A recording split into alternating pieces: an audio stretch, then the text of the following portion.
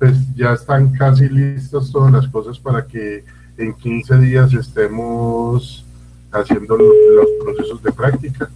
Vamos a ver si es cierto o no es cierto. Pues todavía no nos han llegado alineamientos reales, pero nos dijeron que más o menos a partir de mitad de octubre estamos pudiendo empezar a programar las prácticas, es lo que nos dieron a entender. Entonces vamos a ver si es totalmente cierto, si nos va bien con esa situación, muchachos. Pues aspiro, vuelvo y digo, y espero que se logre y que podamos hacer la práctica. ¿Y usted qué, profe? No, yo bien, gracias, lo más de gordito y chévere. No me mire. Niños, no me han dicho nada tampoco, pues yo estoy mirando a ver, esperando que me digan si sí o si no. Yo ahí qué puedo decir, esperar. No me queda como de otra, no tengo como muchas alternativas, muchachos. Pues realmente Profe, no, pues ahí. vea, usted puede decir que es que nosotros somos unos muchachos rebeldes y que sin usted no tenemos control, no tenemos autoridad, nada, y que usted tiene que estar ahí. Y nadie nos va a creer eso. ¿Saben por qué? Porque es que ustedes están muy bien referenciados, los que están participando de formación, los que asisten a formación. Hola Angie, ¿cómo están? Los que están asistiendo a formación están muy bien referenciados como muchachos muy responsables y juiciosos.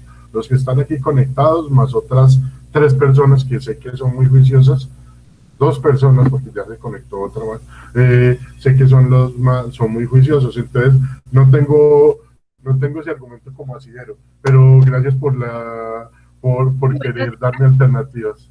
Buenos días, señorita María Camila, ¿cómo estás? Profe, Señora. Bien, profe. mira que a mí en esos días me llamaron de que Bien, creo que era Camila.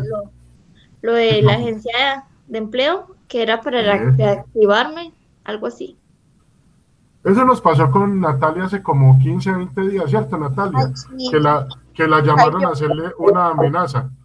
Y ayer me di cuenta por Gloria que todavía siguen llamando a hacer esas amenazas, que ustedes se tienen que activar en el sistema de aprendizaje virtual, o sea, en la plataforma SABA, que se llama Caprendizaje. Y que si ustedes, voy a compartir pantalla para entrar a esa página, ¿sí? Pues para entrar, no, yo no puedo entrar, a mí no me deja entrar, pero pues les digo a ustedes como para que sepan dónde entran. Buscan en el buscador de Google Caprendizaje, aprendizaje. Aprendizaje, les Profe, ¿y si es verdad aparece. que eso tiene que ver con lo del empleo? Niños, la idea de ustedes estar registrados en esa plataforma es para que el SENA, creo que el aprendizaje estaba caído según un reporte que llegó, pero de todas maneras, pues esa es la dirección, caprendizaje.sena.edu.co. Profe, pero, Dime, por ejemplo, yo que pues, estoy activa en la cosa, a mí también me llamaron, porque en el sí. correo me llegan pues las solicitudes de empresa que están buscando y tienen vacantes. Entonces, yo estoy activa, pero entonces también, a mí me llamaron. ¿Y qué Y te volví a dijeron hacer a el ti? proceso. No, sí, es que yo no sé, mira, resulta que según lo que entendí, y vuelvo y digo, lo que yo entendí, de lo que hablaron ayer los compañeros, porque había una compañera igual de logrado que estuve yo en estos días cuando llamaron a decirles que es que si deciera que no querían estar en el seno, si se querían salir, eso pues a mí me indigna que hagan eso, que los llamen a ustedes como en tono amenazante. Resulta que lo que entiendo es que el empresario empieza a buscar la plataforma para que, cómo funciona. Todos los listados de los aprendices están en la plataforma, los empresarios requieren un aprendiz, entonces, por ejemplo, seleccionan de un listado, voy a poner un ejemplo y me perdona, Natalia, seleccionaron a Natalia, la llamaron y Natalia no contestó, y ellos ponen ahí, hacen la observación en la plataforma, el aprendiz no contestó, y eso automáticamente inhabilita al aprendiz y hace que le vuelva y le llegue un mensaje diciendo que no está activo en la plataforma. Entonces, hay que estar permanentemente entrando a la plataforma a como activarla o a que esté operativa y funcional para todos, ¿sí? Es eso lo que entendí, vuelvo y digo. No estoy diciendo que sea la última palabra, ¿sí? Y muchachos, nos toca llenar un formato de Word, que es una hoja de vida donde tenemos que incluir Absolutamente todo lo de los estudios, los cursos que hemos hecho y de ahí implementaron la información del tecnólogo que estamos estudiando. ¿Y a dónde se manda o qué? Ahí dan un correo. Hay una muchacha, si quieren yo ahorita se lo reenvío, porque ellos a mí me enviaron todo el formato de dónde ingresaba, de cuál era la contraseña, el usuario y una hoja de vida en la cual debo de subir y se las tenía que enviar a ellos a un correo. Ah, dale, de una, gracias. Bueno. Chévere, que nos pasen con una funciona para todos. Funciona para todos. Hoy estamos a 25 de septiembre.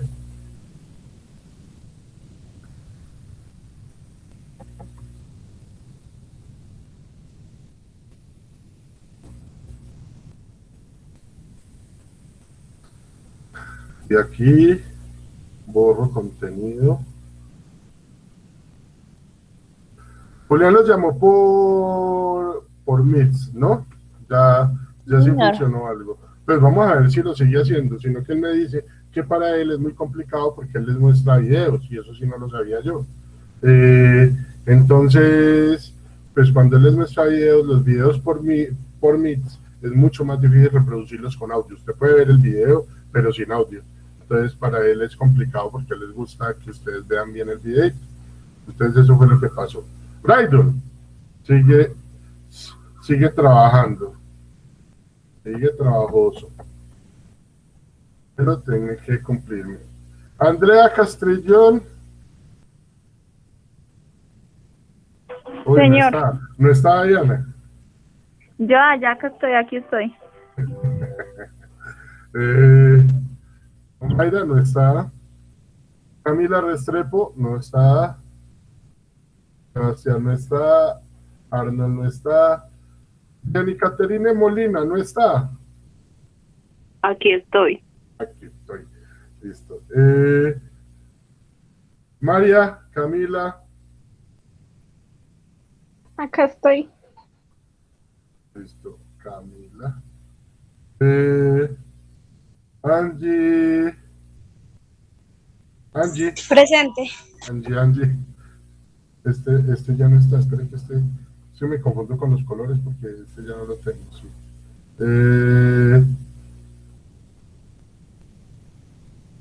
David.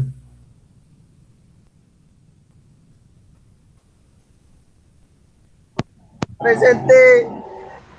David, yo no sé si la pasan la circunvalar en la moto. Camila Quintero. Señor. Hola. Hola. María Josefe. Acá estoy. Alexis. Presente. No me ponga bravo, Alexis, no sea así. Natalia. Señor. No me grite, es grosero. Cristian. Nodal. No está. Sandra no está. Julián. Presente. Bueno, listo, aquí está la asistencia del día de hoy para que lo tengan presente. Ahí va todo el consolidado de asistencias. Hasta el momento todos los que están presentes están al día conmigo en formación, no tienen ningún pendiente, por eso doy muchas gracias. ¿Qué más? Sigue. Bueno, guardo aquí la asistencia para que no haya problemas. Todos están al día en formación. El tema de hoy, bueno, ¿qué sigue? Le voy cerrando ventanas. Bueno, de acuerdo, listo, sí, voy a irme con esto. De acuerdo a lo que nos solicita el SENA, para que lo tengan presente, les voy a leer el siguiente mensaje. Es un mensaje de autorización para uso de la imagen, y dice así: la Oficina de Comunicaciones de la Dirección General del SENA informa que toda persona que aparezca tanto en video como en fotografía en esta videoconferencia debe ser consciente de que dicho material es propiedad del SENA y se utilizará de forma vitalicia para promoción y divulgación de los servicios misionales y gestión de la entidad. Los asistentes manifiestan conocer que la producción audiovisual realizada por el Servicio Nacional de Aprendizaje SENA es para ser empleada en espacios educativos, culturales, didácticos o de carácter institucional y no tiene fines publicitarios, comerciales ni económicos. Además, declaran que mantendrán indemne al Servicio Nacional de Aprendizaje SENA frente a todo reclamo, demanda y responsabilidad alguna con relación al uso del material mencionado anteriormente por término indefinido. Del mismo modo, reconocemos y aceptamos que el Servicio Nacional de Aprendizaje SENA no asume ninguna responsabilidad por grabaciones o publicaciones que puedan ser efectuadas por terceros invitados al evento o por prensa externa. ¿Por qué voy con este mensaje? Porque de acuerdo a las nuevas políticas del SENA, antes de iniciar cada clase, yo les debo estar mostrando este mensaje a todos ustedes. Este mensaje es obligatorio, pues, para el proceso de formación. Para que lo tengan presente, que lo van a ver mucho. ¿Qué quiere decir eso? Que si ustedes aparecen en un video y los videos llegaran a compartirlos dirección general o los fueran a utilizar como material de publicidad, ustedes acceden a este derecho por el derecho a ser aprendiz de SENA. Lo mismo que pasa con todos los materiales de nosotros. Todo el material, todo esto que yo hago, todas estas presentaciones y todas estas cosas que yo hago, resulta que no son mías. Yo las hago, yo me gasto 2, 3, 4, 5 horas haciendo una presentación y pues mientras busco la información, mientras defino qué les voy a poner a ustedes, qué les pongo a ustedes que no sea muy complejo, porque pues hay cosas por ejemplo en este tema de fenologías hay cosas muy muy complejas, pero pues me estoy yendo por la parte más básica, que es lo que más les corresponde, lo que les beneficia a ustedes, y entonces todo este material se vuelve material SENA, ¿sí? Para que lo tengan presente. Imágenes técnicas, voy a ir con una imagen, si la encuentro, si la tengo, no sé si la tengo acá. ¿Ah? Eso.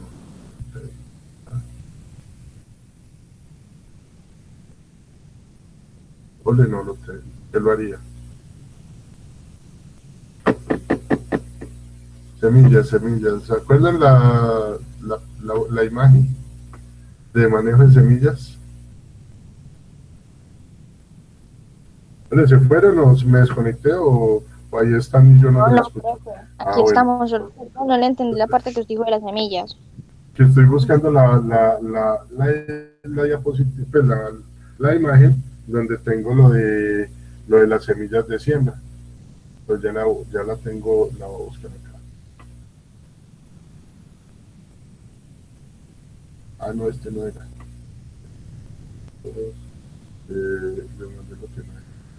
Porque así soy yo. Siempre hago lo que no tengo que hacer. Bueno, al grupo les volví a mandar, les acabo de enviar, aquí al grupo, les acabo de enviar, voy a bajar esta imagen de una vez, mostrar en carpeta,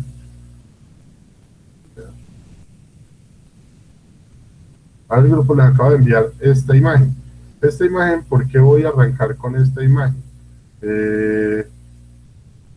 Voy a arrancar con esta imagen, porque hay una sencilla razón para eso. Ustedes se acuerdan de esta imagen, ¿cierto?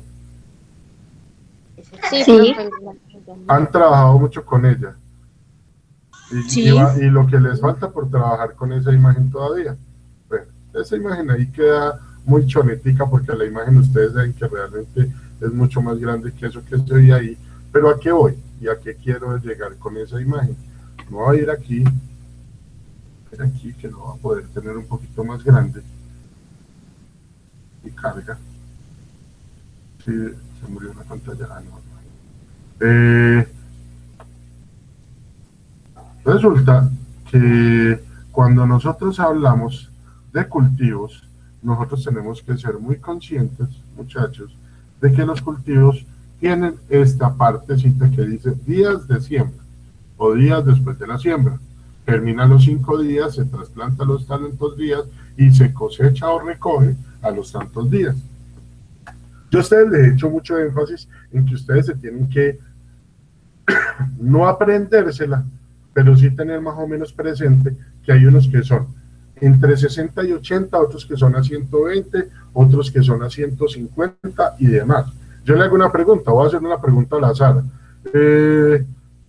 Voy a hacer una pregunta al azar, vamos a ver aquí en corcho. Voy a pararme por acá, no, espera, por acá, por acá, por acá.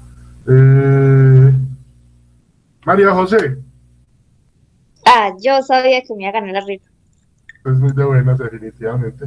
Y Y a mí no me ahorita, gustan las rifas, profe. qué pecado. María José, ¿cuánto se demora el cultivo de tomate? Ya, pero Eh, ya, dígame ya.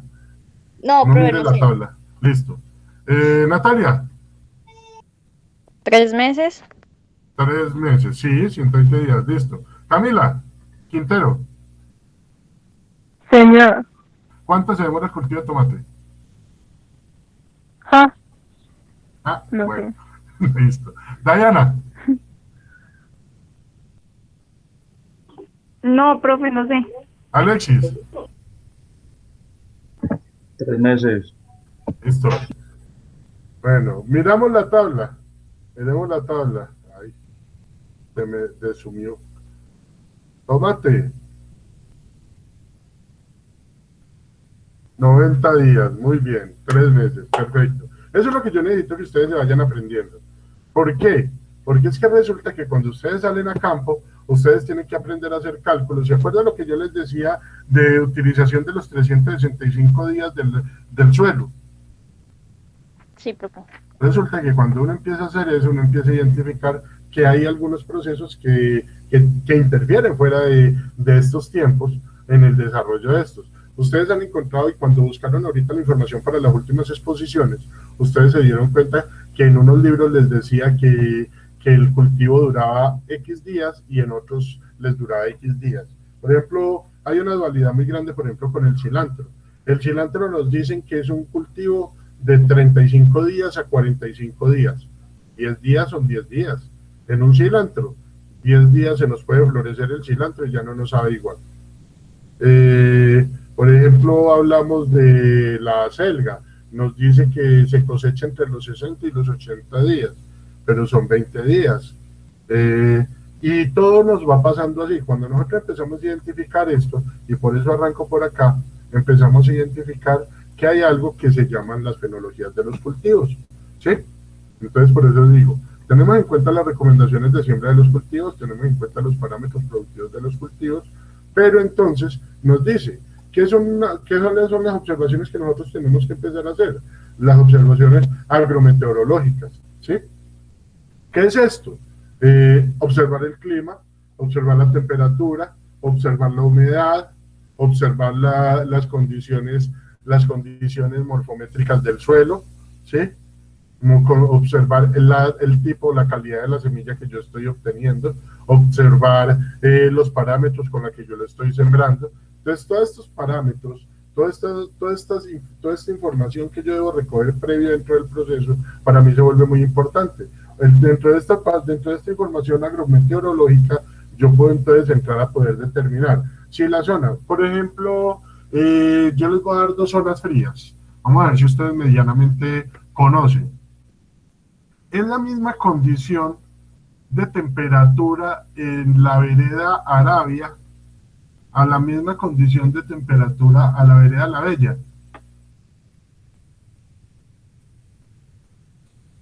¿Nadie? Profe, no sé por qué no conozco. Ustedes no salen de la casa, ustedes son muy juiciosos. Bueno, vámonos allá a otra. Es la misma condición de temperatura del Tigre a la condición de temperatura de la Virginia. No. No. No. Hay muchas No, variaciones en el Tigre y la Virginia.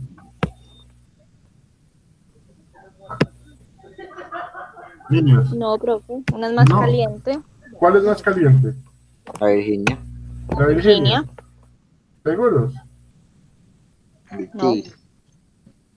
El tigre. No, yo le diría que nosotros creemos que la parte hay varias partes de la Virginia, y una de las partes de la Virginia sí es más caliente, obviamente, totalmente más caliente y más árida para el desarrollo de los procesos. Pero entonces ahorita vámonos. ¿Es la misma condición de temperatura de Cerritos y la Virginia? No. No, ¿por qué? Porque la Virginia está a unos cuantos metros más abajo que el nivel de Cerrito. Sí, Entonces ahí varía ya la esa temperatura. es una de las razones. ¿Qué otra razón hay? Señor, No, esa es una de las razones, está muy bien, sí. ¿Qué otras razones hay? mm, La tierra, los cultivos. Eh, la humedad, más que todo los valores de humedad. Ustedes que estuvieron, muchachos, ustedes que estuvieron, dime qué, perdón, ¿qué hablaron? No, No, no, era para mí, listo, está bien. Ustedes que estuvieron unos días en Galicia, ustedes se dieron cuenta del calor que hacía allá, ¿cierto? sí, ¿O no les tocó calor? sí, demasiado. Ah, bueno, pensé que de pronto era que no les había tocado calor. Y se dieron cuenta de las condiciones de humedad de allá. ¿Era más húmedo o era más soportable que estar en la Virginia o era menos soportable que estar en la Virginia? Háblenos el compañero que es de la Virginia. Que nos lo diga el compañero que es de la Virginia.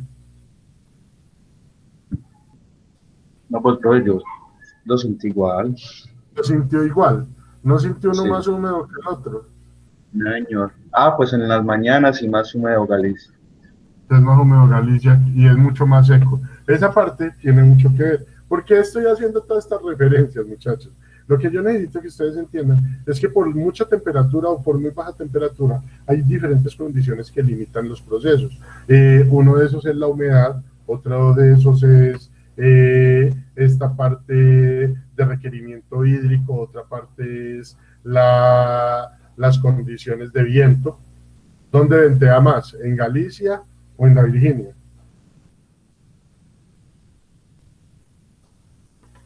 Yo creo que en la Virginia no. En Galicia, yo creo. Mire que hay opiniones divididas.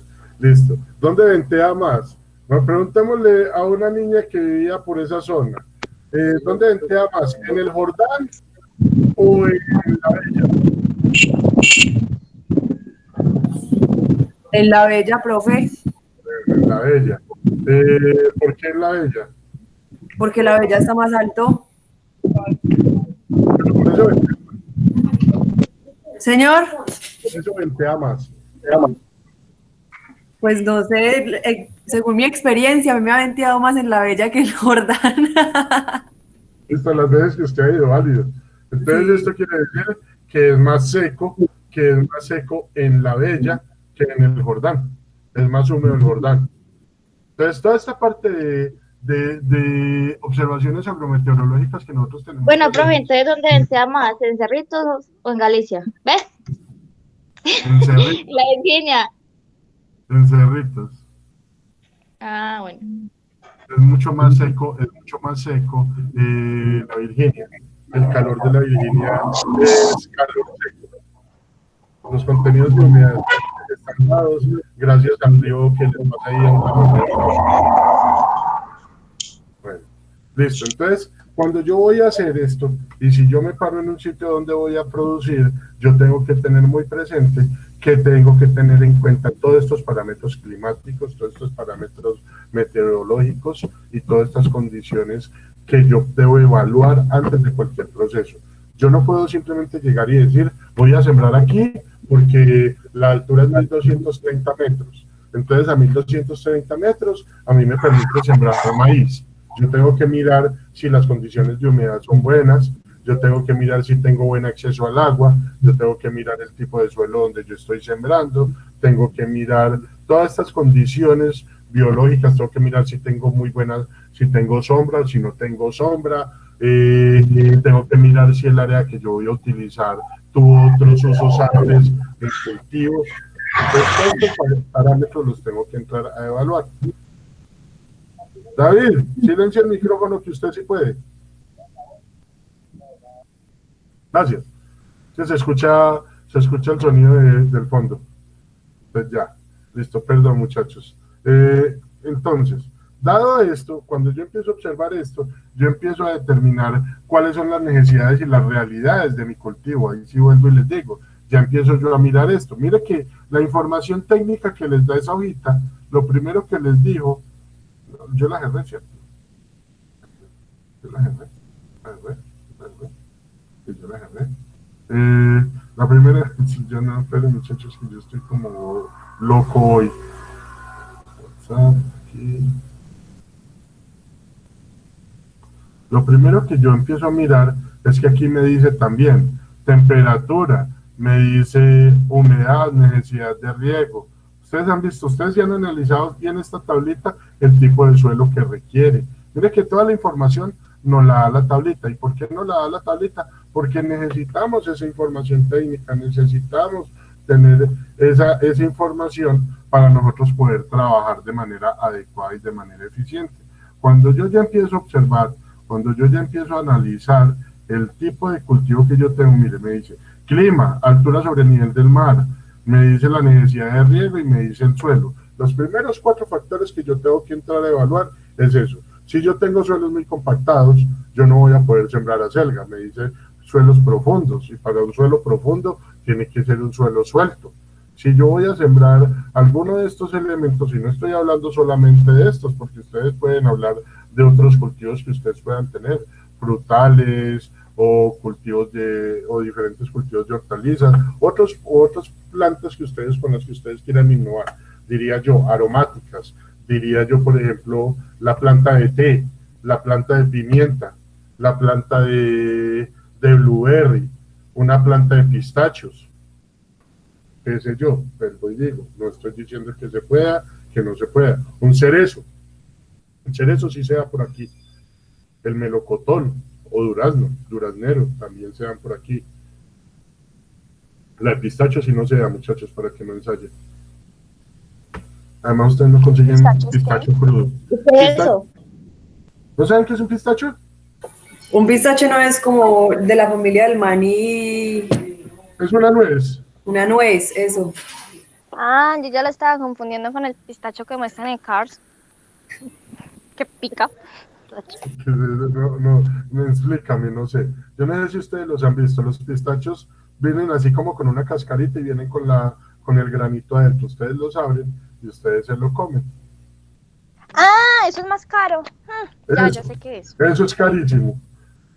Pistachero, y miremos el pistachero. Una libra 35.000. No, hombre. No, sí es caro. Y mira el pistachero, es un árbol. Miren las condiciones, miren las condiciones de clima y de topografía que requiere. Como en suelos arcillosos. Zonas planas, suelos semiáridos, con muy pocas posibilidades de agua. Mire que no me estoy inventando nada. Miren las fotos, las fotos donde muestran el cultivo como tal. ¿Sí? Para que tengan presente, pues, que no es un cultivo muy complejo de sacar, es un cultivo que realmente lo producen, creo que en este momento, en 2 partes del mundo. En 2 partes del mundo, porque solamente creo que en una parte área de Estados Unidos y en Israel son los únicos sitios donde se puede producir pistachos o las de oro. Profe, ¿y por qué es difícil? Pues aparte del suelo, porque aquí en Colombia hay suelos así o no, La Guajira. Sí, pero él requiere unas condiciones de demasiada acidez y requiere muchos factores pues que no son tan fáciles de obtener para nosotros. Blueberry o arándanos, que también se volvieron de moda aquí en el país. Viene un arbolito de blueberry o arándanos como de carga, esto es una matera. Este ya se está produciendo aquí en el país. Sacamos una variedad de blueberry que se puede producir aquí en el país y ya se está comercializando. Pero eso no es un bonsái, o él crece así en arbusto tan chiquito. Es un arbusto, pero pues este lo tienen minimizado, pero porque son arbustos mucho más grandes. Entonces, vamos a cultivo arándano, para que lo vean mejor. Si ya lo miran por acá, miren que son una serie de arbustos, los hacen bajo turbina para poder evitar que no haya daños, otros los hacen a campo abierto. Profe, ¿cómo así que bajo turbina? Así también se le dice a los invernaderos. Estos invernaderos tipo cónico, ¿dónde está la imagen? Se me perdió. Yo les mostré algo. Sabe primeras. La primera. No. Sabe primeras, no. Aquí. Estos invernaderos tipo cónico, mira que no tienen paredes laterales. Ah. Lo que hace eso es que el viento se encoja y solamente no golpea la planta como tal. Al no golpear la planta, genera una corriente de viento, pero por la parte superior, que es Por el techo. por el techo, y así no hacen daño. Pues, ya son sistemas de siembra. Mire que aquí hay otro. Pues eso es riego por goteo. Sí, todo eso es métrico. Agroforestería, miren los arbolitos. Bueno, se van sembrando diferentes. Todas estas condiciones, ustedes las tienen que tener en cuenta dentro del proceso de producción. ¿Y por qué soy tan enfático con esta parte del proceso de producción? Porque usted tiene que entender que no es sembrar por sembrar, sino que es sembrar para obtener la mayor calidad biológica posible. Yo no puedo pensar que voy a sembrar una planta de papaya para sacar 4 papayitas y que me dé unas 8 o 9 ahí malitas chichipatas. Uno busca que una planta de papaya le dé una carga de papaya, pero una carga que diga vale la pena. Mire, cultivo de papaya. Y en eso hasta nosotros estamos atrasados. Miren, muchachos, en la parte asiática son muy buenos para estos cultivos. Nosotros tenemos una calidad biológica en cultivos, pero en Asia se volvieron muy buenos para sacar estos cultivos. Miren un árbol de papaya con unas condiciones como estas, una carga así de papaya. ¿Qué compite uno con una carga así de papaya? Tiene más de la mitad del árbol, está cubierto por plantas de papaya. Entonces, es bueno que ustedes tengan presente que estos cultivos también se deben de sacarlos con las mejores condiciones. Entonces, ahí nos dice, nosotros debemos tener 2 tipos de observaciones agrometeorológicas. Nos dice una que son las biológicas y las otras del medio ambiente físico. Las biológicas, entonces, en las características o manifestaciones naturales en las plantas, las observaciones fenológicas, es decir, las manifestaciones de las plantas cultivadas. Tengo que mirar las plantas que están alrededor, tengo que mirar las que yo siembro y mirar cómo se comportan. Las observaciones fenométricas, que son observaciones de cambio de biomasa para poder mirar la relación. ¿Se acuerdan que yo les dije a ustedes que hay algo que se llama la sinergia biológica? ¿No se acuerdan? Me quedé solo. ¿La ¿Qué, profe? La sinergia biológica. ¿Pero cuál es la pregunta? ¿Se acuerdan que cuando les hablé de ese tema de sinergia biológica? ¿Se acuerdan? Bueno, resulta, voy a buscar, yo sigo buscando material, información técnica. ¿Ustedes saben cómo se llama la cartilla que yo estaba haciendo? No, profe. No, que recuerde. Huerta, creo que se llama Huerta la que yo estaba haciendo. No, qué triste, ya ni siquiera me acuerdo qué hago. ¿Cuál es el material que yo hago? Venga. Huerta agroecológica, mire.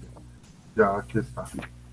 Hay una parte, no voy a meter en la cartilla porque les quiero mostrar una parte. Esta cartilla, voy a ir por acá.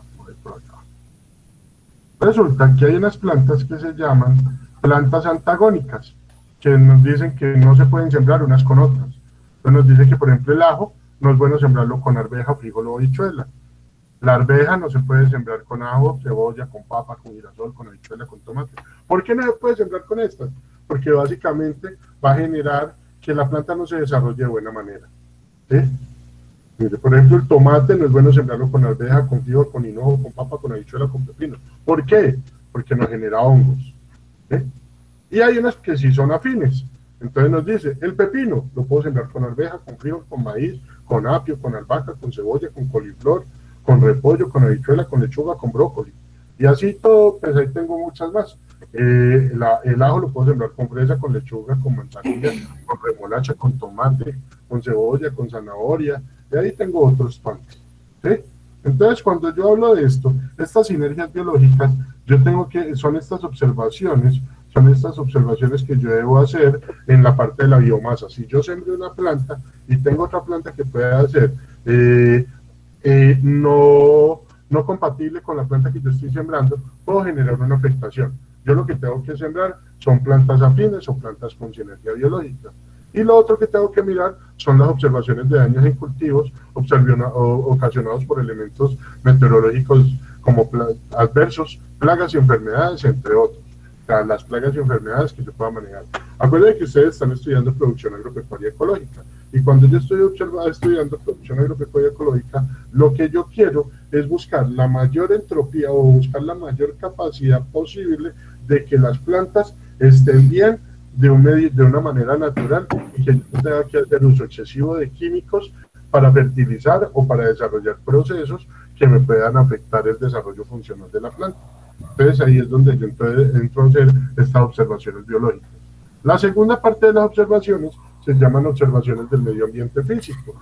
Entonces ahí es donde yo miro lo que les decía ahora rato, observaciones de elementos meteorológicos, temperatura, humedad, agua, frío, hielo, bueno, diferentes. Las observaciones de evapotranspiración potencial, cuánto es la capacidad lumínica de un día de sol, cuánto es la temperatura los picos de temperatura que alcanza, el porcentaje de absorción de la planta que yo... Profe, qué pena interrumpirlo.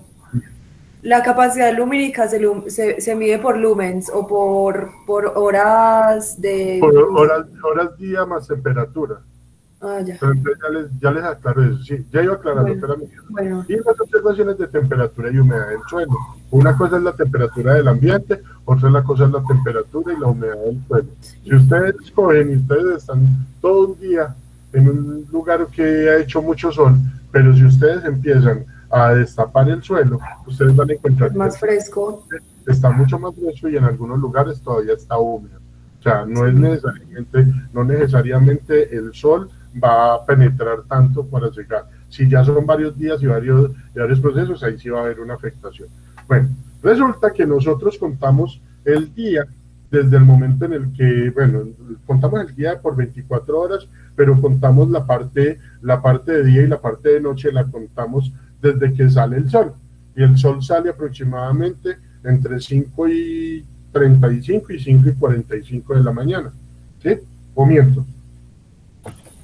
Pues en Colombia sí. En esta región. Sí. Gracias. En esta región, nosotros nos sale el sol entre 5:35 y 5:45 de la mañana.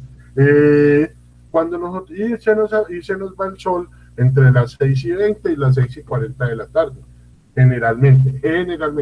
Estamos hablando que horas lumínicas, horas de día luz, estamos hablando aproximadamente de 13 horas de día luz. ¿Sí? Pero, ¿será que las 6 de la mañana ustedes pueden salir a tomar solecito y se calorean? No. Se calorea a las 6 de la mañana. No. Sigue estando el ambiente frío, pero pues ya hay un poquito más de luz. A las 6 de la mañana todavía está supremamente frío el día. Uno a las 6 de la mañana no se alcanza a calorear, por mucho que quisiera. Uno se viene a calorear más o menos ¿a qué horas? A las 8. 8:30, 9. De hecho, desde las 8 todavía no está, todavía bien caliente. Y resulta que a ustedes les han dicho siempre, más que todo a las niñas, a los niños, bueno, ahorita los niños de ahorita sí los cuidan más en ese sentido.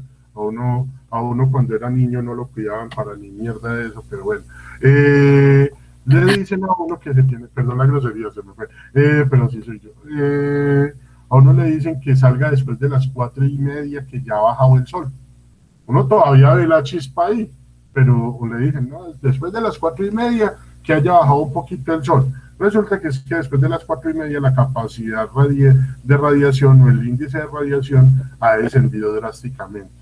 Estamos hablando de que los índices de radiación efectivos están entre las 9 de la mañana y las 4:30 de la tarde. Eso nos da 7 horas y media de luz efectiva, ¿sí? Esas horas de luz efectiva son las horas donde las plantas desarrollan su mayor actividad fotosintética. Ahí es donde las plantas hacen todo lo que son los cambios de savia bruta a savia elaborada y donde desarrollan el proceso de nutrición y desarrollo foliar. En las noches lo que hacen ya es la función de respiración, donde hacen la absorción de oxígeno y la eliminación de gas carbono, de dióxido de carbono. Entonces eso es esa parte del proceso. Cuando yo empiezo a observar estos elementos meteorológicos, tengo que entrar a determinar cuántas son las horas de luz, cuál es la densidad de la luz aparente, cuál es la temperatura real, cómo se me comportan las plantas, qué tanto puede evapotranspirar una planta. Ustedes pueden hacer una prueba muy simple. Ustedes compran o consiguen unas jeringuitas de 10 centímetros, la ponen y la llenan de agua a los 10 centímetros y la dejan al sol. Y miden todos los días cuánto desciende o cuál es la medida, y con eso empiezan a sacar ustedes cuál es el porcentaje de pérdida a día. Ahí ustedes pueden empezar a hacer una mini estación meteorológica para que sepan si ese día hizo mucho calor, va a haber evapotranspiración, va a haber pérdida de la humedad. Entonces eso quiere decir que ese mismo parámetro también lo está perdiendo el suelo en la parte de humedad para el desarrollo radicular y para la nutrición de la planta. Y ahí es donde yo tengo que entrar a hacer las compensaciones del caso. Yo les he dicho mucho siempre a ustedes que no todas las plantas requieren la misma cantidad de agua, y no es echar agua hasta que se encharque. Por ahí hablamos alguna vez que la técnica y la política de las casas y de las mamás es echar agua hasta que se vea el charquito por encima de la tierra y empiece a gotear por debajo de la tierra. ¿O no? ¿Cierto, Cami? Sí, señor. Eso, muchas gracias. Entonces, no es encharcar, no es empantanar, no es volver eso una melcocha, porque de todas maneras el agua tiene dos funciones: ayuda a transportar nutrientes, ayuda a humedecer la tierra, ayuda a aflojar la tierra, pero también ayuda a la proliferación de hongos, ayuda a la asfixia radicular para que las raíces se ahoguen. Y se puede podrir también. Eso se llama asfixia radicular. Y ayuda a que la planta no adquiera el tamaño y el desarrollo suficiente, porque los nutrientes también se lavan. Entonces, ustedes pueden tener, hay gente que dice, es que yo le echo tierra a las plantitas de mi casa y eso no me dura nada. Y esa tierra vuelve y se pone terronosa y se pone fea y se pone dura. Entonces yo le digo, cámbiala. Pero es que yo la cambié hace poquito. Y yo, sí, pero si ustedes la pasan echándole agua, lo que va a hacer es eso, lavar todos los nutrientes y va a dar una tierra árida, una tierra de color negro o cafezosa, pero sin ningún nutriente válido para que la planta tenga para alimentarse. Eso incide directamente con el desarrollo y crecimiento de la planta. Entonces, todas estas cositas que ustedes van viendo dentro del proceso, ustedes las tienen que tener muy en cuenta como parte del desarrollo fenológico del cultivo, ¿sí? ¿Qué es una fenología? Es una rama de la agrometeorología que trata del estudio de la influencia del medio ambiente físico sobre los seres vivos. Dicho estudio se realiza a través de observaciones y fenómenos de manifestación de las fases biológicas resultantes de la interacción. ¿Se acuerdan qué es una fase biológica? ¿Hoy solo? No es como una fase de la planta, ¿o qué? Sí, acuérdense que nosotros tenemos, en algunos casos, voy a ir a una imagen más adelante, ¿sí? Donde tenemos una fase que nos dice germinación, floración o iniciación de la floración, madurez, o tenemos otra fase que llamamos fase vegetativa, fase reproductiva, fase de mejuración, o tenemos otra fase que dice iniciación, aparición de hojas, iniciación, bueno, y crecimiento y cosecha. Esas fases que yo manejo, esas fases que yo empiezo a manejar, esas fases que yo empiezo a identificar, son necesarias que yo las tenga muy claras en los cultivos y yo identifique esos parámetros en los cultivos para poder yo tener en cuenta cuáles son los requerimientos que tiene la planta al respecto de ese proceso, ¿sí? Entonces, cuando yo tengo muy claro que mi planta tiene unas condiciones de tiempo, de temperatura, tiene unos manejos específicos, tengo unas zonas donde debo desarrollarlo, ya puedo empezar a hacer este estudio fenológico, ¿sí? Las condiciones de clima reinante en el hábitat, las observaciones agrometeorológicas realizan las observaciones de la planta y de su medio ambiente en forma conjunta. Estas observaciones son importantes porque permiten determinar los requerimientos bioclimáticos de los cultivos, los calendarios agrícolas, las zonificaciones agroclimáticas, las herramientas para la planificación de la actividad agrícola. Miren, parece que tengo muchas ventanas abiertas. Voy a cerrar esta.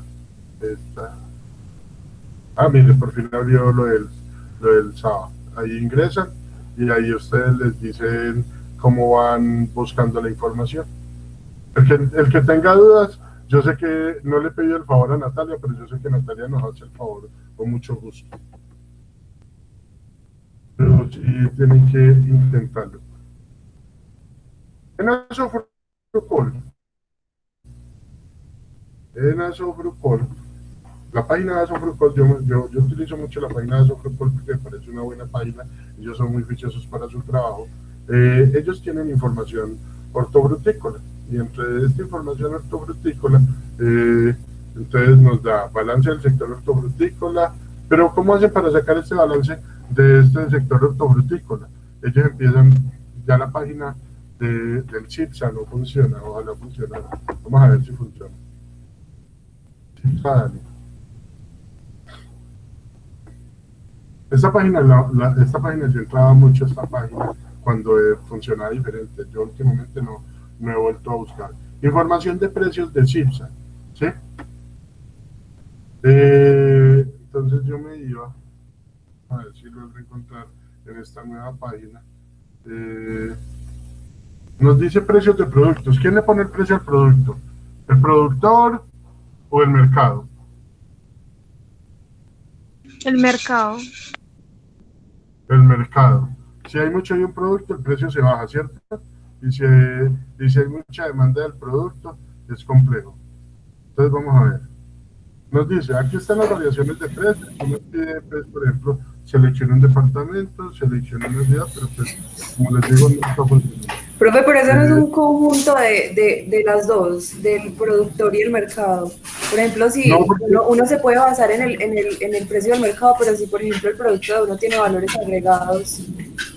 sí y no. Sí y no. Su producto puede tener muchos buenos valores agregados, pero si el productor no lo quiere comprar a ese precio, hay Sí, que bueno, es verdad. pues, o sea, yo le entiendo esa parte que usted dice, pero ahí tenemos que ser muy claros. El que pone el precio es el consumidor. Sí. Y otra cosa que pone el precio es la cantidad de productos que se esté ofreciendo en demanda. ¿Sí? Seleccione un producto. Vamos a mirar un producto en Risaralda. Dígame un producto. Piña. Vamos a hacer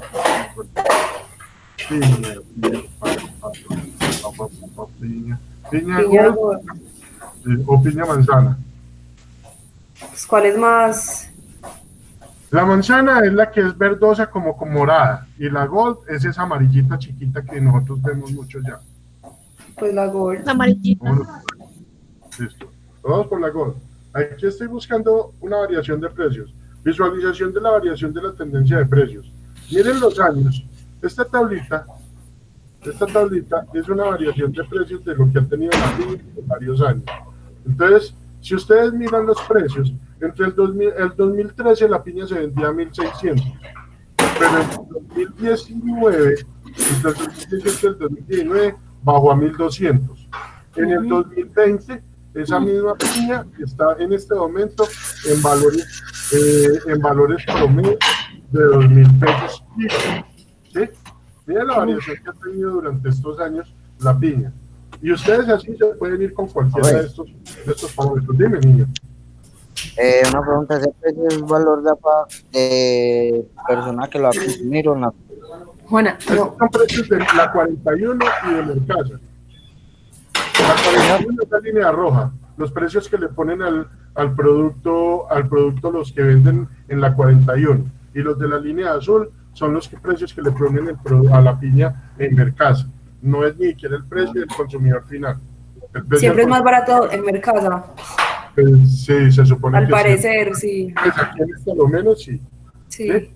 Busquemos otro producto de Pereira. Plátano. Plátano. El Uy, plátano sí. sí tiene variaciones. Este sí Ah. es el mago de las variaciones. Vamos a ver si no me engaña. Vamos a ver, listo. Mírenlo. No, Miren pues esa véalo. belleza. Miren esa belleza de pirámide que Sí. nos muestra que en el 2013 el plátano estaba a 600 pesos kilo y en el 2017 estuvo a 1.500 pesos kilo y bajó casi en un periodo de un año a 400 pesos kilo, a 500 pesos kilo, perdón. De 1.500 a 400, y así se ha comportado. Mire, para el 2020, por ejemplo, a estas alturas del campeonato donde vamos, según eso, empezó el año más o menos a 900 pesos y vamos más o menos ¿en cuánto, niños? Va subiendo a 1.100 pesos, ¿sí? A 1.100 pesos, la variación que nos da acá. Así que ustedes pueden mirar ahí todas las variaciones. Si ustedes quieren entrar a la página de CIPSA, es chévere, es muy chévere para mirar las variaciones, porque así también se dan cuenta ustedes. De hecho, ustedes podrían hacer la selección, al mismo año, para que les muestre la variación en un año, cómo fue, ¿sí? Para que las muestre mes a mes, cómo fue. Entonces ustedes pueden hacer el cuadro de variación mes a mes de un año, y ustedes se pueden dar cuenta en dónde fue el mejor precio, en dónde estuvo el mejor precio, y pueden hacer el comparativo de año tras año y poder determinar en qué periodo no se ha producido o no ha tenido buen precio, para que ustedes proyecten la producción para esa fecha. Entonces ahí es donde vamos a esta parte de las tecnologías. Calendarios agrícolas, claro que sí. Yo empiezo a trabajar con calendarios agrícolas porque yo necesito saber cuándo sembrar, por qué sembrarlo y para qué sembrarlo. Que me baso en las fases lunares, que me baso en muchos parámetros para sembrar. Sí, tienen toda la razón, pero también yo tengo que saber el tiempo. Es como cuando hablábamos, y yo no sé si eso lo pregunté a ustedes, y si no se los pregunto. ¿Será que cuál sería la mejor época para yo comprar lechones para cebar? A Diciembre. esta época, Para comprar los lechones para cebar, ¿cuál sería la mejor época? por ahí 4 o 5 meses antes de diciembre, Exacto. o 6, más o ¿Y menos, cuál depende del sería tiempo en el que uno lo vaya a sacar. Perfecto. Sí, está muy bien. ¿Y cuál sería la mejor época para yo comprar lechones para... No, yo no fui con lechones. Vamos a poner otro ejemplo. ¿Cuál sería la mejor época para yo sembrar peces? Antes de Semana Santa, Sembrarlos. por ahí, por ahí en diciembre, para No, que estén mucho. para la Semana Santa. No sé cuánto tiempo, cuál es Bueno, el tiempo de los peces. son Pero peces 9 uno come en Semana Santa, sí o sí. son 9 meses, o sea que estamos Bueno, en la en este época momento. óptima para sembrar. ¿Sí? Ah, sí. O en el Huila son 5 meses, pero ellos se pueden dar el lujo de sembrar en noviembre. ¿Sí? ¿Y por qué? ¿Cuál es la diferencia? Por la Pues que tienen radiación y ellos. los valores de la temperatura del agua. Ellos pueden producir mejor en menos tiempo. Para nosotros son 8 o 9 meses. Bueno, entonces, lo primero que yo hago es identificar este calendario agrícola. Y este calendario agrícola me va a permitir a mí identificar cuándo puedo sembrar, qué puedo sembrar, cómo lo puedo sembrar, dónde lo puedo sembrar. ¿Sí? Entonces es bueno que yo lo tenga presente. Es muy bueno que yo tenga presente esta información. Voy a pegar aquí. Bueno, yo les voy a mandar la presentación y les voy a pegar aquí. Les voy a pegar aquí este calendario agropecuario.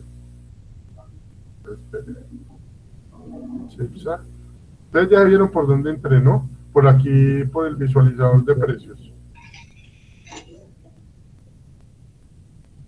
los voy a pegar este enlace, copiar, se los voy a pegar en la misma presentación. Ustedes entenderán cuando... perdón que se me descuadró todo esto, pero bueno.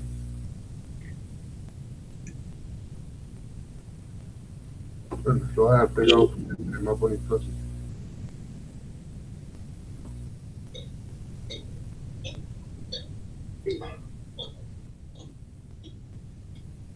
Bueno, lo otro, los requerimientos bioclimáticos de los cultivos, que ya se los he dicho a ustedes,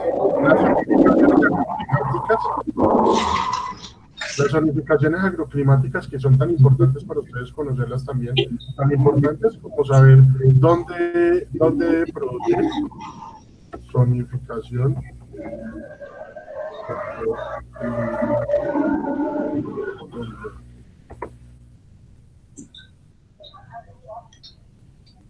Hay una serie de mapas y los mismos mapas nos muestran la zonificación agroclimática, nos dice cuáles son las variables de temperatura o los climas que tiene cada región y las condiciones de temperatura que manejan en cada región para que usted las... David, ponlo en silencio.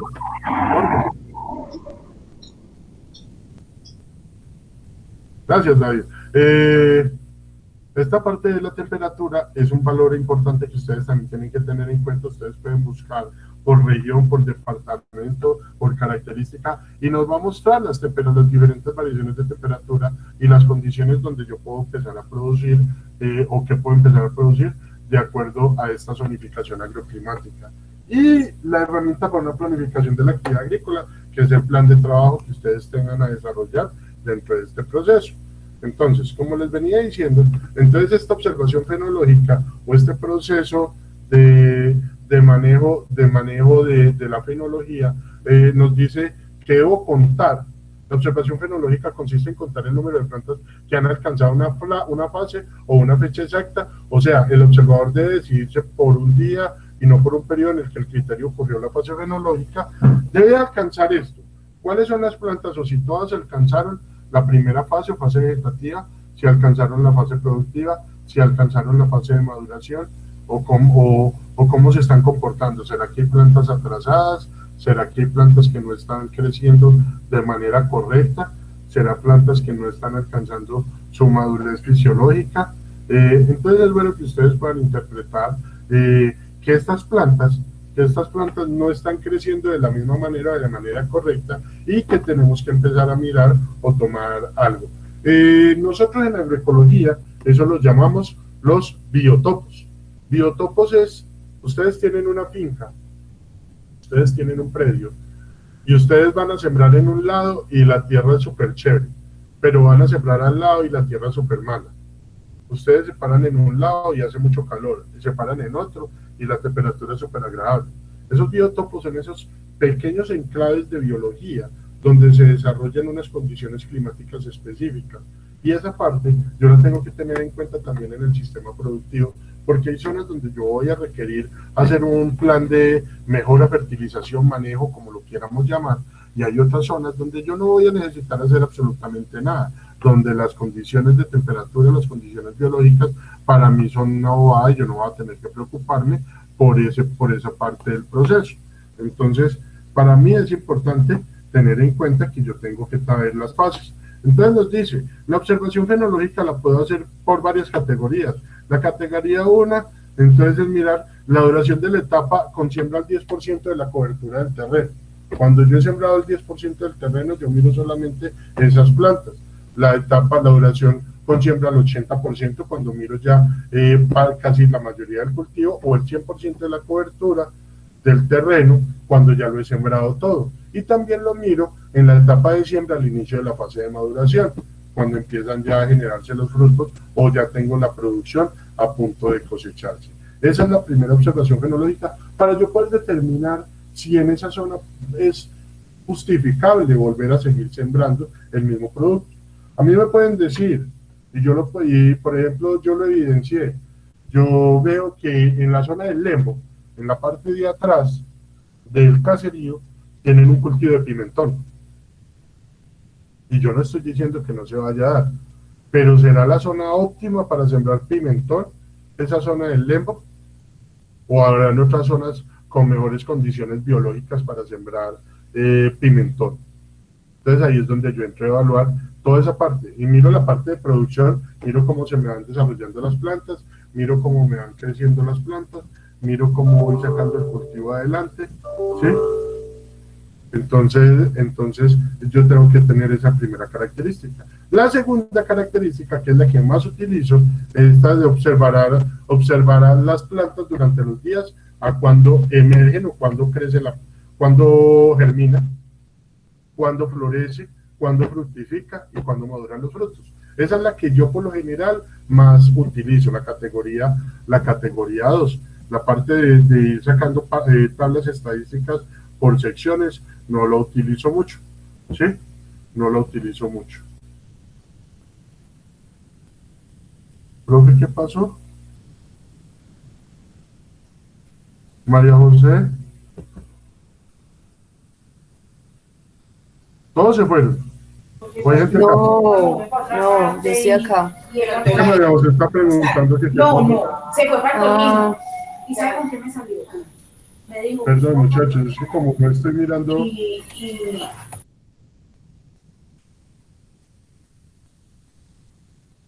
Estoy diciendo que aquí estamos todos.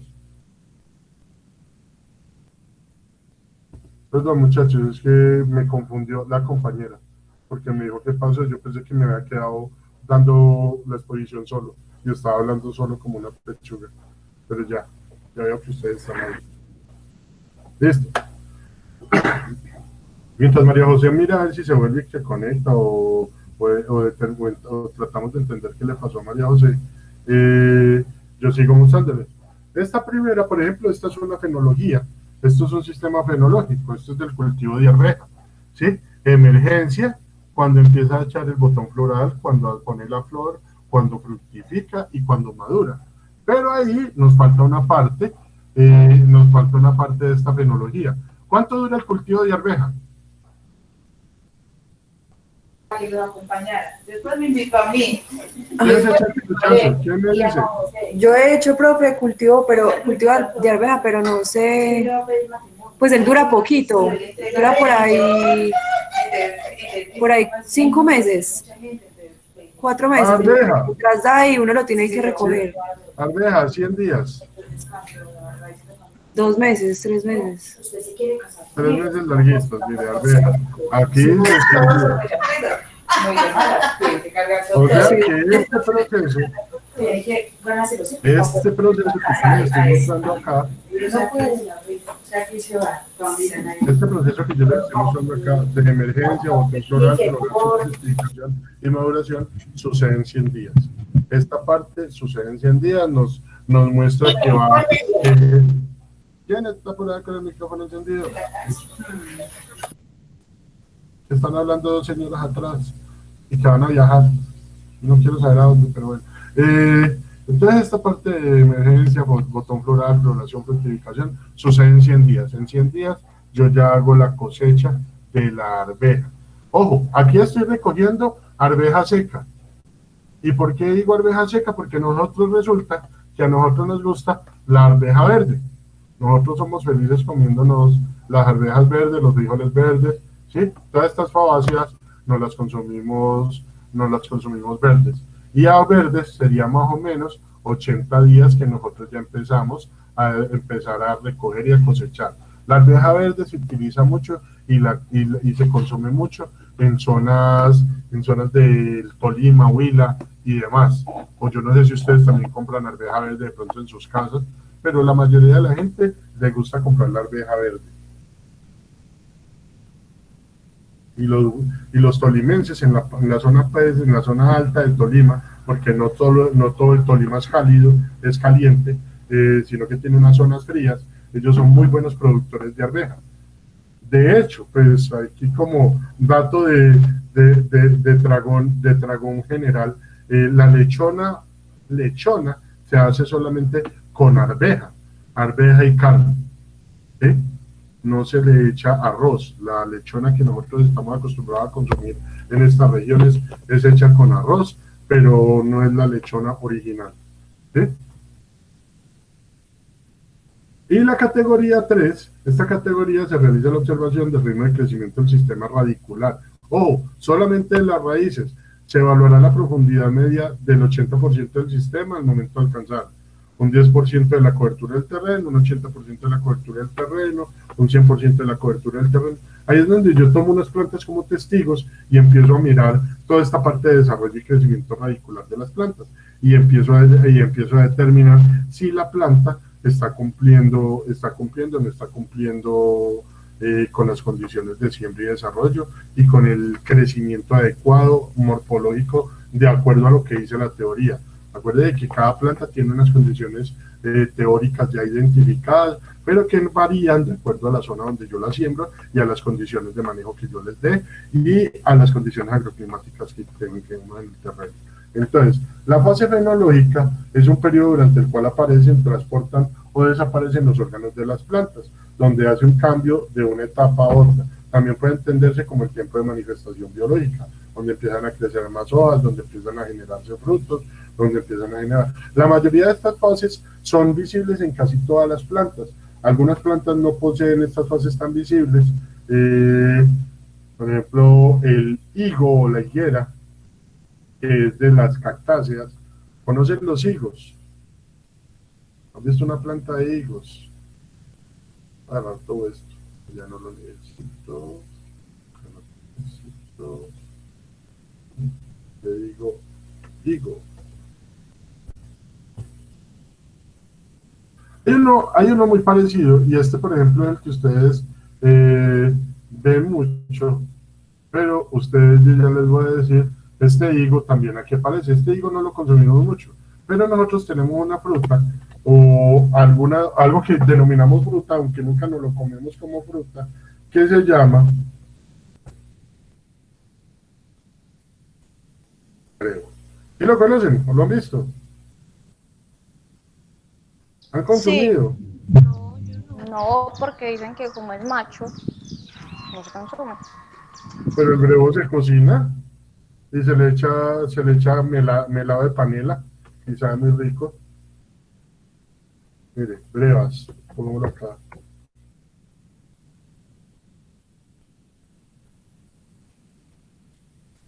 Le echan arequipe también, en otras regiones le echan arequipe.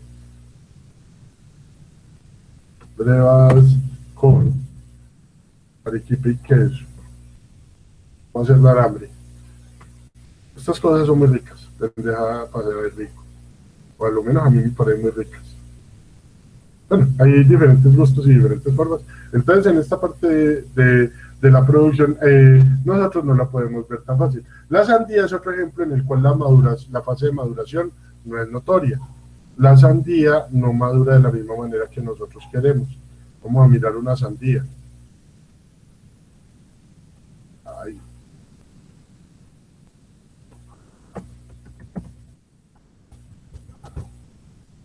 Sandía. De las sandías. Uno, para saber si una sandía está madura o no está madura en este cultivo, ¿cómo hace? Uno tiene que empezar a observar pequeñas variables y pequeños patrones de desarrollo y crecimiento. De donde va sujetada, ¿no? Que es como amarillito. Sí, exacto. El pedúnculo es uno de los patrones que uno más mira, que vaya cambiando, que ya no esté verde turgente brillante, sino que empiece a cambiar a una coloración opaca. Empieza a mirar otra vez también el sonido de la sandía. Uno las golpea tipo tambor y ellas tienen que sonar de una manera específica, porque no es, este amarillamiento que ustedes ven acá no es necesariamente que implique madurez. Puede haber una quemazón, puede haber un problema de humedad, puede haber un problema de falta de luz o puede haber un encalamiento previo en estas plantas, lo cual no nos va a permitir identificar. Por ejemplo, este cultivo nosotros no lo manejamos así, sandías colgadas bajo este sistema, pero pues donde utilizan estas sandías empiezan a tocarlas, empiezan a golpear más que otra cosa para poder determinar si ya tienen la maduración adecuada del producto. Pero sí, uno de los principales parámetros es eso. Ojo, otros factores, por ejemplo, yo sé que está verde, porque todavía está opaca, no está brillante, ni está mostrando condiciones de desarrollo adecuadas. Es una sandía que es que en una maceta, en una matera, entonces está Tan mejor. linda.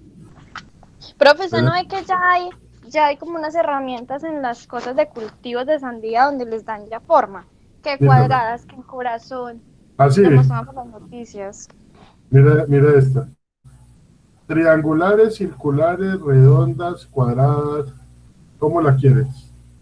Sí, eso ya utilizan una serie de técnicas para darle las formas a las sandías. Hay sandías amarillas. Pues eso estaba mirando, tampoco sabía.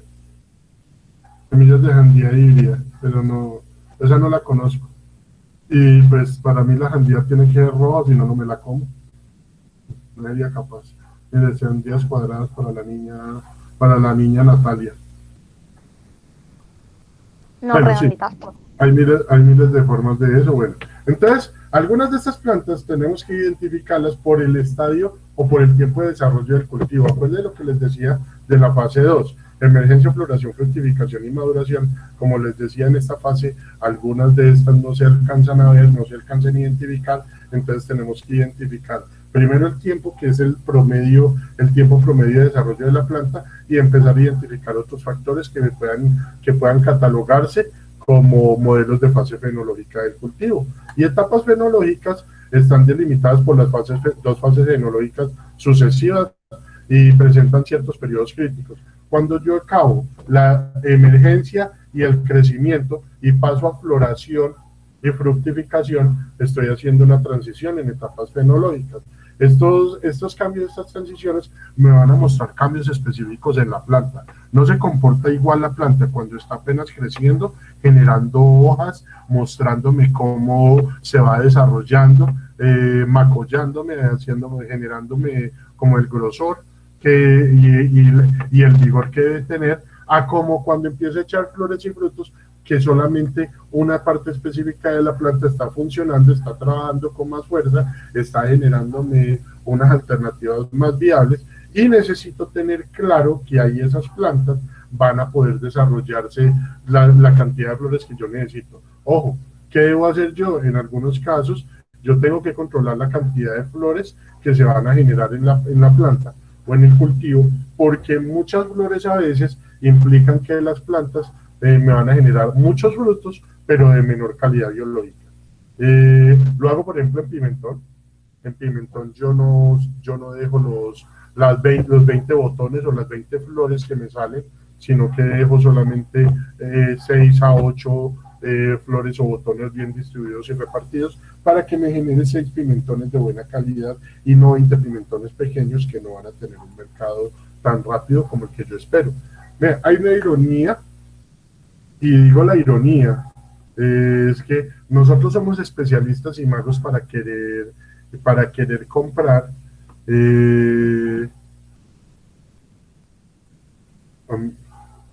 no sé, ¿por qué no le escriben a María José? Le dice que reinicie el teléfono para que pueda ingresar, porque si no, no va a poder entrar.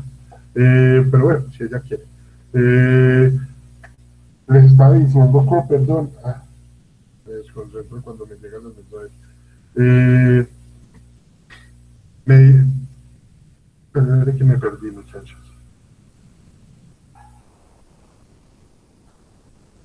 Bueno, que hay una ironía técnica cuando yo voy a producir.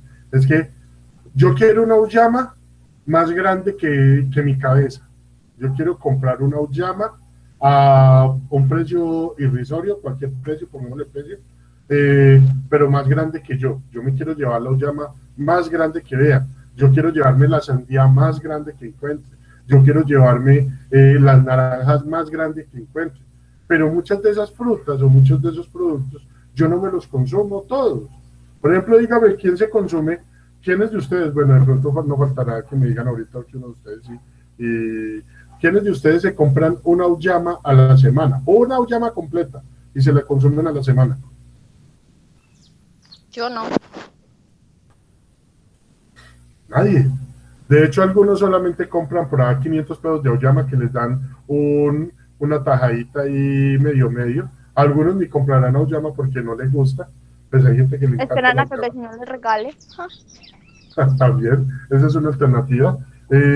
Pues la llama sí se produce de manera muy rústica y muy tradicional por aquí, entonces no tenemos problema.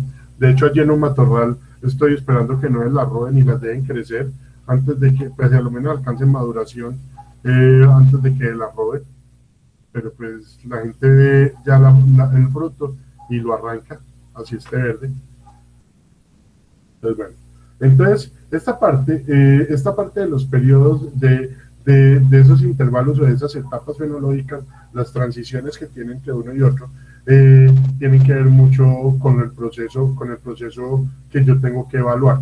Ojo, por ejemplo, yo tengo un proceso donde está la fructificación y la senescencia de la planta, o sea, la muerte de la planta.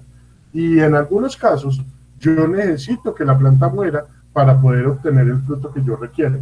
Por ejemplo, en el frijol, cuando yo estoy sacando frijol o cuando estoy cosechando frijol, yo necesito que la planta muera para que me le dé los últimos nutrientes y para que el frijol seque. En el maíz, dejo también que la planta básicamente ya empiece a morir para poder sacar la mazorca seca. ¿Sí? Pero pues vuelvo y digo, nosotros somos muy dados a consumir muchos productos frescos. De hecho, hay un caso curioso para nosotros. Pues digo curiosos porque no en todo el mundo pasa. Nosotros, Colombia, somos de los países que nos comemos las hojas del cilantro. Nosotros comemos las hojas del cilantro, las picamos. ¿Por qué no te comes? Sí, pero resulta que es que a nivel mundial lo que la gente consume son las semillas secas de cilantro y las muelen así como muelen la pimienta, ¿no? que hay unos molinitos. Se muele así el cilantro o lo venden en polvo, cilantro en polvo. Ay, no, eso no es sabor. Pues yo no le estoy diciendo que sea bueno, le estoy diciendo que es una de las condiciones de lo que ocurre en ese proceso. Entonces nosotros tenemos que ser conscientes de que somos un país que consume productos en frescos con mucha facilidad, porque tenemos el acceso a ellos. Eso es una gran ventaja y una gran bendición, ¿sí? Entonces, el maíz, por ejemplo, se ha considerado varias etapas: siembra, emergencia, panoja o espiga, ¿sí? O espiga y espiga maduración.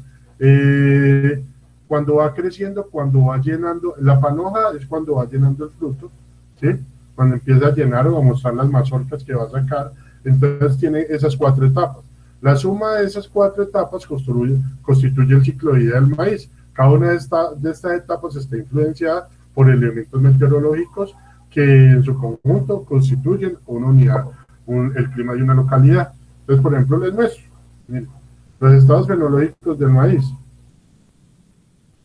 Inicia. Entonces empieza a crecer. Tiene 2 fases: fase vegetativa y fase productiva. Tiene una serie de etapas o estaciones: siembra, germinación, establecimiento, diferenciación de órganos, alargamiento entre nudos, floración y polinización y fecundación, llenado de grano y madurez fisiológica, hasta que llega al proceso. Mire todo lo que pasó. Aquí ya nos dice a 110 días y yo manejo maíz a 150 días. Entonces también tengo que entrar a mirar cuál es el proceso o cuál maíz es este que nos generó a 110 días. Miren que tiene muchas variables y son todas las variables que ustedes tienen que aprender a interpretar dentro de un proceso, ¿sí? Entonces, miren, por ejemplo, en el maíz, esto es una fenología de un maíz. Nos dan las etapas, nos dan las fases y nos da la cantidad de días y lo que está haciendo en cada día o lo que está pasando y lo que está pasando dentro del proceso. Esto es pues parte de la fenología de un cultivo. Otra fenología, esta es de la caña de azúcar. Pero mire que esta no nos dice los días. La emergencia, el primer banderil, el macollaje, el crecimiento de tallos, la inflorescencia, la floración y la maduración. ¿Cómo madura la caña? Cuando ya está lo suficientemente gruesa, cuando ya ha generado la flor, y cuando ya ha botado la flor es que ya decimos que ya está madura y es en el momento que la cosechamos para obtener la caña o el tallo central, que es el que utilizamos para la producción de azúcares, panelas y demás, ¿sí? Pero pues nosotros diríamos una caña madura. La caña madura, por coloración, dependiendo de las variedades, puede tornarse morada, puede tornarse negruzca, puede tornarse amarilla. Entonces ya nosotros pues eso sí tendríamos que saber cuál es la variedad y tener identificar las características de la variedad para poder determinar otra. Cebolla abajo. Miren muchachos, aparición de hojas, formación del bulbo, maduración inicial y maduración completa. ¿En cuánto tiempo? Angie, ¿cuánto tiempo se demora el ajo o la cebolla en producir?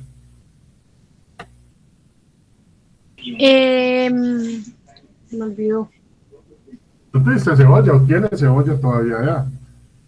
¿No son 2 meses? No. No, profe, Casi es 2 meses y medio. Sí, son más o menos 80 días para cebolla de huevo. Entonces, bueno, no está tan lejos. No estabas tan lejos. Entonces yo tengo que saber cuáles son los tiempos de cada uno de estos. ¿Sí?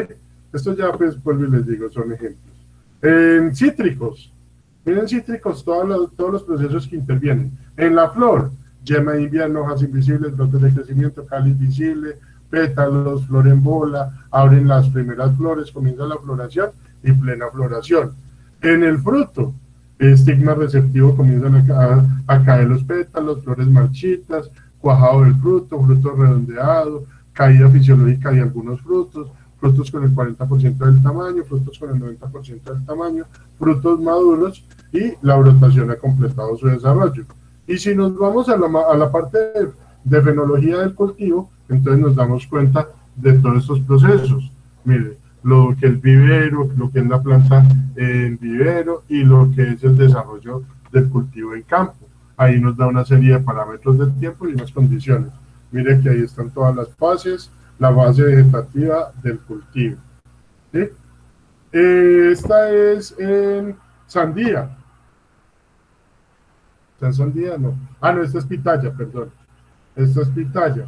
Entonces en pitaya también nos da una serie de tiempos, parámetros y fases. ¿Cuál es la tarea que van a tener ustedes?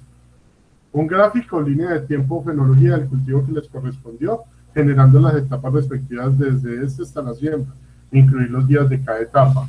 Ojo, ¿qué es lo que quiero yo? Como está en el maíz, ahí, me fui muy adelante, del maíz, que me digan fases, días y etapas.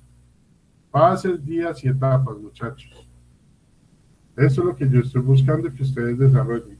Un gráfico, línea de tiempo de la fenología del cultivo, generando las etapas respectivas de desarrollo desde la siembra hasta la cosecha, incluir los días de cada etapa.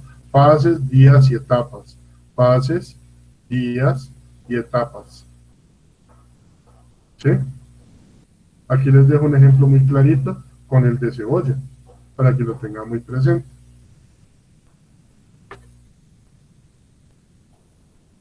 ¿Preguntas?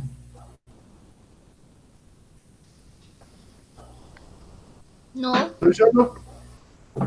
¿Otra vez quedé solo? Guardar, les voy a enviar la presentación, pero entonces esperen que lo voy a tener que esta presentación la tengo que guardar otra vez. Esta sí no se lo envío todavía, esto ya después lo vamos a mirar, lo de las sinergias y los antagonismos. También tenemos las plantas que ayudan a los cultivos y qué es lo que hacen. Si yo pudiera hacer, por ejemplo, la mejorana sembrada entre los cultivos de repollo y la zanahoria controla la polilla. ¿Sí? Y tengo cómo preparar insecticidas. Yo le estaba hablando, la salvia. Ya, listo. Y tengo otros para preparar, por ejemplo, el té de hierbabuena permite repeler palomilla verde. La higuerilla, en polvo, el polvo de higuerilla, controla el repelente de insectos y es eficaz contra hongos. La manzanilla controla enfermedades en los semilleros. La ortiga controla insectos. Bueno, pero esto ya es otro tema que después miraremos más adelante dentro del proceso. Yo sigo compartiendo pantalla, ¿cierto? Sí, señor. O sea que están viendo lo que estoy haciendo. Bueno, los días de los cultivos, lo vuelvo y lo abro. Le digo archivo, guardar como, para podérselo enviar a ustedes de manera práctica, pues que a ustedes no les pese mucho para guardarlo. Me toca a mí guardarlos en PDF. Profe, que es bueno para el piojo, pero pues no en uno, sino en matas. En plantas, tabaco. Tabaco. Un Sí, té de tabaco. un té de tabaco. Se le mezcla, Dime, se le aplica mezclado. Pone agua con tabaco ahí y lo deja por ahí. ¿Cuántos días, profe? Por ahí 3 días, 2 días. 3 días, 3 días, con 3 días. 3 días y después lo filtra y lo riega, o foliar. ¿Cómo es mejor? No, foliar. Foliar La idea es que sea foliar. Bueno, pero Ah, bueno, muchísimas gracias. ¿qué es lo que iba a hacer? Aquí voy a abrir acá, y voy a abrir acá, y voy a abrir acá, tecnologías de los cultivos, se los envío a ustedes. Y ahí está la presentación del día de hoy. Ahorita cuando termine, ofreciéndome trabajo. Uy, no, cultivos, información técnica. Ahorita cuando termine la presentación, se las envío a ustedes al correo para que la tengan pues, guardada, para que puedan ustedes, tener esta información, pues si la quieren volver a ver. La idea es que hagan la tecnología del cultivo que les correspondió. No es para la próxima semana, puede ser para dentro de 15 días para que tengan tiempo. Si la pueden hacer más rápido para que no les coja la noche con eso, mejor todavía. ¿Sí? ¿Queda claro hasta ahí? Sí, señor. Entonces, Dios los bendiga, los quiero mucho, no se cambien, no mentira, sí cambien y van mejores, que yo sé que pueden ser mejores. Dios los bendiga a todos. Chao, profe, muchas gracias. Amén, profe, igualmente. Chao, señoritas, chao Camila, chao Año, chao Chao. Camila, chao Chao, Julián, profe. chao Natalia. Chao, profe, me hace un favor y me cuelga a mí, es que estoy entregando unos huevos. No la voy a colgar, ¿cómo la cuelgo? No es que me daría pesar, colgarla. No, ya, profe. Mentira, Chao, yo la profe. cuelgo. Chao, muy bien.